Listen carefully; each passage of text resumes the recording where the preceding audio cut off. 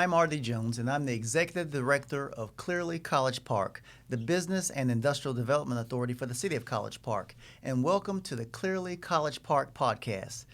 Today on our show, we have Mr. Tom Nissalke, who is the Director of Planning with Hartsfield-Jackson Atlanta International Airport. Welcome, Tom. Artie, thank you. Glad to be here. All right. But before we begin with Tom, I would like for you to answer this question. What is the oldest church in the city of College Park? If you do not know, please stay tuned to the end of the show. Now back to Tom. Hello, Tom. I've known you now for right at about 6 years. The reason I know that is because you were here when I started with the city of College Park in November of 2013, and it's about to be November again. So had a great working relationship with you. You are the know-all, the planner Superman. You probably manage $7, $8, $10 billion of projects in and around Hartsfield-Jackson Atlanta International Airport.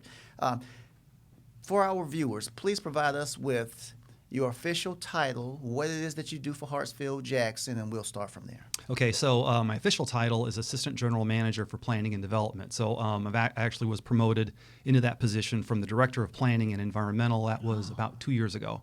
And then I became permanent last October, about a year ago. So I'm a little late, right? That's okay. That's okay. But yeah, so as far as our development program, all the construction and everything goes through me. So I have to have my finger on the pulse of what's going on, so I can, of course, brief our management, our city leaders, people like yourself over in College Park, so you all know what's going on. But yeah, all the construction flows through me. We got a lot going on. We were implementing what we initially thought was a $6 billion program. It'll probably be a little bit more than that, but a lot of activity going on at the airport. Okay. Well, for our viewers, tell us a little bit about your background. Where are you from? How did you get in aviation in the first place? And bring us up to speed. Okay. Well, I've been in Atlanta now 29 years. I came to Atlanta to go to Georgia Tech for graduate school, so I got my master's and PhD in civil engineering at Georgia Tech. After I finished school at Georgia Tech, I went to work for a small airport planning and engineering firm. I then came to the airport a little over 24 years ago. So I've been at Hartsfield-Jackson for 24 years. One important place in time for me, I know, is I got here just before the Olympics. And so since that time, I've had the opportunity to see a tremendous amount of development at the airport. You know, some of the bigger projects, the fifth runway, the rental car center. Of course, part of the rental car center is the SkyTrain. We'll be talking about what's going on in the Gateway area later, I'm sure. International terminal, and then just a lot of rehabilitation work of the existing central passenger terminal complex. Been here 24 years. I've been able to rise up through the Department of Aviation. It's been a great place to work and a great experience for me. Okay, great. Well, explain for our viewers also, what is the relationship of Hartsfield-Jackson Atlanta International Airport and the city of Atlanta? Okay, that's really important. So the airport is operated by the City of Atlanta Department of Aviation. So, and then the City of Atlanta owns the airport. So I'm a City of Atlanta employee, and we're just another city department. We're a big city department with a big capital program, but yeah, we're a city department within the city of Atlanta. Okay, and what is the approximate budget per year for the busiest airport in the world? The airport's operating budget, I should know that off the top of my head. I don't recall off the top of my head, but I know this: when it comes to capital program work, our construction program, we target about $500 million worth of construction work annually. Okay, that's a lot going on. It is, yes. Yeah. So what's right now, a snapshot. When you started 24 years ago with the airport, what was the passenger count then, and what is the passenger count now? I remember very clearly in 1995, so that was the year I started. Passenger count was 57.7 million passengers per year that year. And I remember thinking, boy, that's a lot of activity. And I think it was 754,000 takeoffs and landings that year. This year, in 2019, we're going to finish at about 110, 111 million passengers. Wow. and will be a little over 900,000 takeoffs and landings. So it's been quite a ride just to watch all that growth. When as part of planning, we often will put together forecasts of activity, and it'll be a 20-year forecast. And so when we were starting the master plan back in 1995, 1996, we did the 20-year forecast, which puts you out to the 2015 timeframe. I'm thinking, oh, that's so far out. Look at these numbers. We'll never get to those numbers. Well, as we know, things happen during a 20-year forecast period. But nonetheless, we were getting pretty close to those numbers, and now I'm seeing them now. Mm-hmm. And we look at the next 20-year growth period, and still a lot of demand, a lot of people coming to the airport, using the airport. A lot of people working at the airport, which is just as important to us. So, it's been very, very interesting in the 24 years that I've been here. Okay, well, I know that Hartsfield-Jackson is known as the largest, employer in not just the state of Georgia, but probably the Southeast United States of America. From when you started in 1995, where was Hartsfield-Jackson Atlanta International Airport? Where were they as far as number-wise? Were they the busiest at that time, or were they in second place, fifth place? So traditionally, our airport has always been in competition with Chicago O'Hare for busiest. I think that last year O'Hare passed us in takeoffs and landings. When it comes to passengers, we're by far and away the busiest in the United States. Still been the busiest in the world, even though now Beijing and a couple other airports will be neck and neck with them as far as passengers go. Mm-hmm. But O'Hare is still number one in takeoffs and landings. That is primarily due to their fleet mix. The airplane types that use the airport are smaller, mm-hmm. and so when you have smaller airplanes, you have fewer passengers per airplane, and so it just requires more airplanes to carry that number of passengers. Okay. All right. Well, tell our viewers a little bit about ATL Next. I've seen ATL Next on marquees. I've seen it on, static signs. I've been in presentations and meetings talking about ATL Next, but you have a big part to play in ATL Next. Yeah. So ATL Next is the name of our development program, and so it's a 20-year development program that we really started in 2016. And our program focuses on two primary purposes. One is to add capacity to accommodate not only existing demand but forecast demand, but also, just as importantly, is to rehabilitate those facilities that we currently have. So I keep looking back. Back in 1980, I wasn't here in 1980, but mm-hmm. September of 1980 is when as we call it, the Central Passenger Terminal Complex opened. Prior to that, all the gates and the concourses were on the north side of the airfield. Back in September of 80, the new gates and domestic terminal that we call it now, that opened. Ever since then, we have had to, just like at your house, at home, you've got to replace systems, whether it's an air conditioner or a roof, maybe some plumbing. We've been focused on that really over the last 10 years. And then as other facilities have come online, for example, Concourse E opened in 1994, it's now 25 years old, and wow. It still has many systems original to the construction. We have to update those systems. So, and then, of course, there's always airfield pavement replacement. I mean, right now we are replacing part of a runway, and the weather's been good, fortunately. Mm-hmm. So it's adding capacity, and it's rehabilitating existing facilities just to make sure what we have stays operational, because ultimately it's all about the passenger experience. That is our focus, is accommodating demand, but it's got to be accommodating those passengers with a decent level of service. Okay. So the Hartsfield-Jackson Atlanta International Airport has been growing for some time. Very, very efficient, a lot of passengers there, a lot of takeoffs, a lot of landings and everything. Why is Hartsfield-Jackson so efficient? Why do we have the numbers that we have? There are other airports that are larger. There are other airports that have more flights. I think you've explained that, mm-hmm. that they have a different fleet, right. Smaller planes carrying right. less people. Right. But what is the reason for Hartsfield-Jackson being so efficient? Is it the design, the layout? It really comes down to primarily the airfield layout. So we have 5 parallel runways, which means there are no intersecting runways. Additionally, the gates and the concourses are essentially in the middle of 4 of the 5 runways. The 5th runway is farther to the south, but and those concourses and gates are oriented in perpendicular to the runways. So even though the runways are east-west in alignment, the gates are north-south in alignment. Additionally, between each set of concourses, there are 2 taxi lanes, so that really facilitates aircraft movement. So when you have few runway crossings, because we also have at least one end-around taxiway that reduces runway crossings. When you have don't have intersecting runways and you have relatively fewer runway crossings of airplanes, because if an airplane has to cross a runway, it's like you being in your car at a 4-way stop. Someone, you got to wait to take your turn to go across the runway. That just leads to greater efficiency. Additionally, as all of us users know, we have 2 automated people mover systems. The more important one is the plane train. That's the one that connects the two terminals, the domestic terminal and the international terminal, with all the gates. And so that makes for very quick transfer of passengers for those passengers that are connecting from one airplane to another. Hartsfield-Jackson continues to have about 68 to 70% of the passengers are connecting passengers.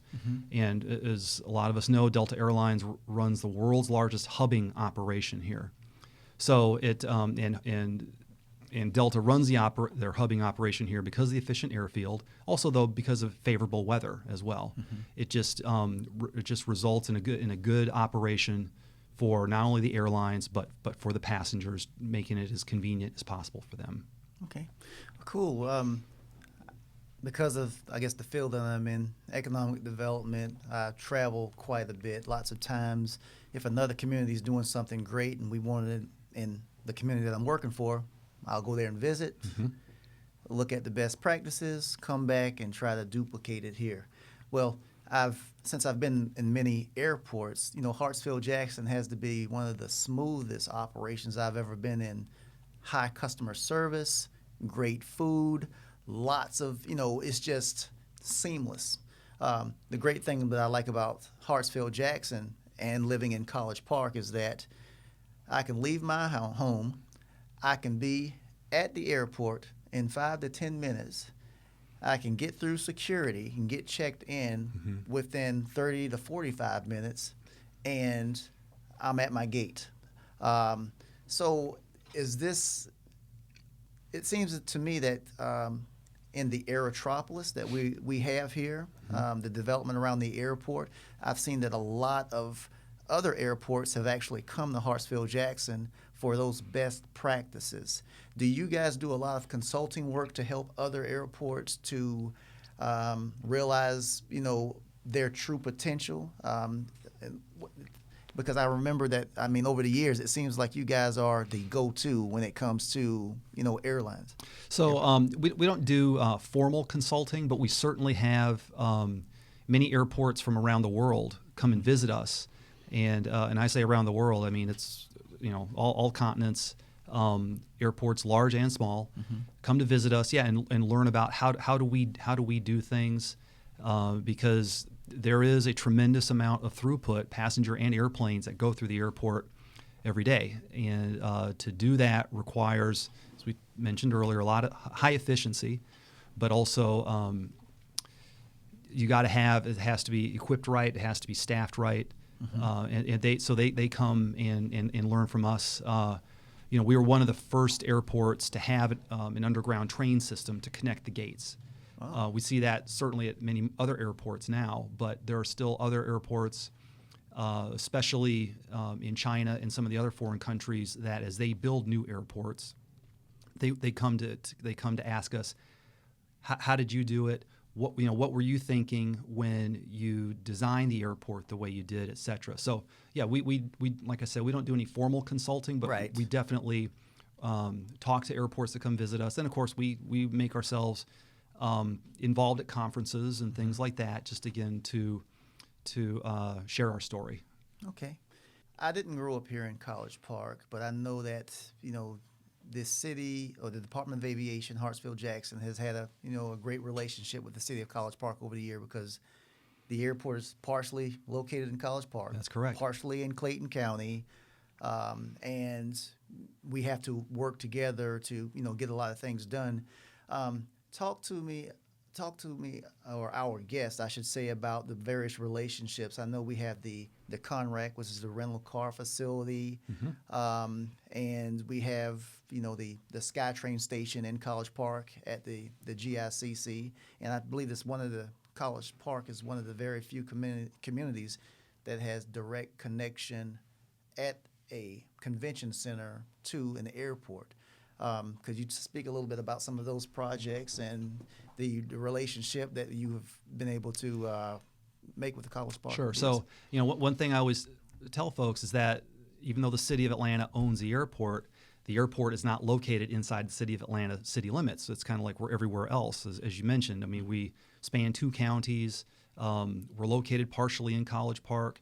There are a number of other jurisdictions that surround the airport. So, yeah, we want to be good neighbors to the surrounding jurisdictions. And we've always been able to work closely with College Park, especially, again, since part of the airport is inside of College Park. As far as the development of the SkyTrain, that's something that I've been very excited about, especially watching all the development now occurring around it. It's just very it just brings me joy to think that at one time that was a noise impacted residential area, and it's in making that area compatible with aircraft noise. You want the right land uses in there, and College Park and Atlanta have done a great job in first of all creating the opportunity for development, because the airport's we're not developers. We need to, even though we acquired the land working with the FAA and College Park, we want College Park to be the developers, and College Park's done a great job in attracting hotels. Got the arena coming up. It's just very exciting. So, like you said, we've worked closely. The Department of Aviation and the City of Atlanta work closely with College Park. I mean, I know it goes all the way back to at least to the Intergovernmental Agreement of 1969. So we've been working closely ever since, and we're going to continue to work closely in the future. Yeah, it's amazing. I've been involved in a number of the negotiations and conversations between the Department of Aviation and City of College Park and the Business and Industrial Development Authority. And what I've seen is that these documents live forever and ever and ever, and we constantly revisit them. So there's a lot of thought that goes into these, and you have to play the devil's advocate. If this happens, what's going to be the recourse? How can we get this done? So minds like yourself have done an excellent job in forging these intergovernmental agreements that will probably outlive generations and see the second phase of 20 years of the development at Hartsfield-Jackson. Right. Yeah. Just you and I were in the Department of Aviation and College Park quarterly meeting earlier, and there was a reference to the Sixth Amendment to the 2000 intergovernmental agreement. So, yeah, these agreements live on, and we both of us have to refer back to them. What did both of us approve? 25 years ago or whatever it is. But again, that just speaks to the collaboration and the partnership that the airport and College Park have and will continue to maintain. Okay. Well, tell me about revenue streams.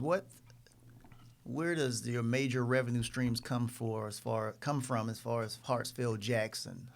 Is it airlines? Is it parking? There are numerous sources of revenue. So the one thing that we always like to emphasize is that when it comes to our construction program, there are no public tax dollars. It's all airport revenue, airline revenue, or through the landing fee primarily, or federal grants. So as far as our largest source of revenue, that would be parking, automobile parking on the airport. In the last year or two, I know it's been around $140 million annually. And then, of course, there are other sources such as concessions. There's the rental car tax that we get. as well as, like I said, federal grants. That's primarily Federal Aviation Administration and the Transportation Security Administration. And then additionally, there's passenger facility charges, the $4.50 that appears on your ticket. So when it comes to financing all this work, that's one thing that in the last few years I've had the opportunity to be more exposed to. It's so interesting because you've got to make it all balance, and then additionally, not all projects will be funded with the same sources of revenue. Right. So there are going to be some projects that we got that we can't use federal funds on. There may be other projects based on the agreements with the carriers where we're not going to use City of Atlanta funds. So the financing of all the work is very interesting. Yeah, very complex. Yeah, it's very complex and takes a long time to get right. Right. Okay. So with bringing us to the airport city, College Park's airport city, you know the development, approximately 400 acres. You know, we have a 9-hole golf course that's currently operating, but a lot of property that the city of Atlanta was able to sell back to the city of College Park. Right. And as a result, now we have this huge amount of property that's assembled, and we're looking at redeveloping it. Mixed-use development, you know, we have Class A office, retail, hotels, entertainment, you name it, it's going to be there. A small amount of residential within the development. How do you feel that it will affect Hartsfield Jackson or, you know, the Aerotropolis in general? Well, we certainly are very, very supportive and very excited to hear about this kind of development, especially so close to the airport. Our primary concern would just be that it is compatible with aircraft noise and airport operations, and we've done a lot of review with you to provide our input. You know, based on what I've seen, you all have structured it such that you are maximizing land use compatibility with airport operations, which really excites us. But yeah. we want to see the jurisdictions around the airport, especially College Park, because I know that College Park has been impacted by the airport over the years. We want to see this development go real well. And based on the briefing that you gave us this morning, I mean, it sounds like you all are going to be drinking from a fire hose here shortly, as far as getting ready to get this development going. So we're extremely excited about it and very happy for College Park. Okay. For our viewers that utilize the airport on a regular basis, what can they expect as far as, I know there will not be any interruptions in service if we can help it, but what should they expect if they are coming to the airport? I know there's some major projects, parking decks are under construction, hotel is in the pipeline. Right. Anything to? So my bit of advice, and I've been giving this out the last 2 years, is to monitor the airport website to make sure you have most up-to-date information regarding roadway impacts. Okay. Now that we have finished the construction of the south canopy, the construction of those 2 canopies, we had to do some major work at night, which really impacted the roadways. That was primarily between 9 p.m. and 5 a.m. But nonetheless, when we take away lanes at the curb front, that creates traffic impact. So, I just ask that people monitor before you come to the airport.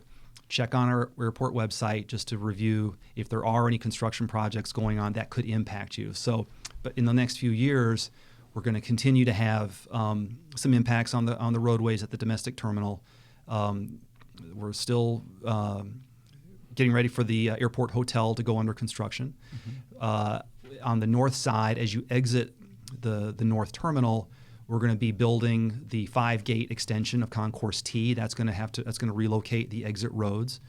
Okay. So give yourself a little more time when you come to the airport, and please read the signs. That may sound obvious, but as one experiences any kind of construction, you gotta, when you get in that construction area, read the signs. That way everybody will stay safe. Okay. A couple of weeks ago, and I never really do this, but since I was going to be talking with you, I said, let me find out something about Tom, and you Uh-oh. had your bio online. And I was looking, I said, Dr. Tom, Dr. Nissalke. I didn't know you had a PhD. I know when you're looking at planning, in general, you probably look at it one way, but then you're working for an airport, there must be just so much more that's involved. I know it is in economic development. Economic development in any city, it's one way, but since I'm in College Park, I look at things totally differently because I'm looking at height limitations. I'm looking at deed restricted property, not Right. just zoning. So talk to us a little bit about that as far as being a professional planner, an assistant general manager at an airport versus just being in planning in general. So the thing that we have to be ready to accommodate is my supervisor would say is changing conditions. So you can go ahead and put together a master plan, and that master plan will serve as a high-level blueprint. But should conditions change, should the economy go south, should a new airline come in, should priorities change, you have to be ready to adapt to that. And so even though we've got a capital plan as part of the lease with the carriers, we've been able to implement a good portion of that as originally contemplated, but along the way, things change. So an airline may have a new priority that they want to do something. Sometimes they can do it on their own in their own lease space. Other times they're going to come to us to implement it. We have to be ready to implement those things. So not only do we have to maybe replan an area, but also we'll have to go find the funding to do the project depending upon the project.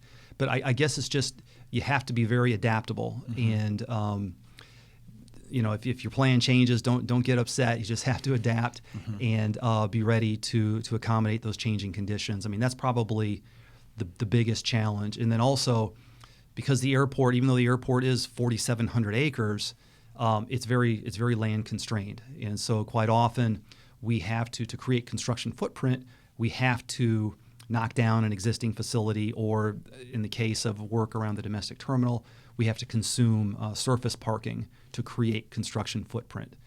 And so that's another challenge, is working in a very land constrained area. Okay. And since, I guess, with all the development that's going on around Hartsfield-Jackson, it is, well, backing up, the Aerotropolis, there's a lot that's going on in the Aerotropolis, and the Aerotropolis being those cities around the airport, just because of the development.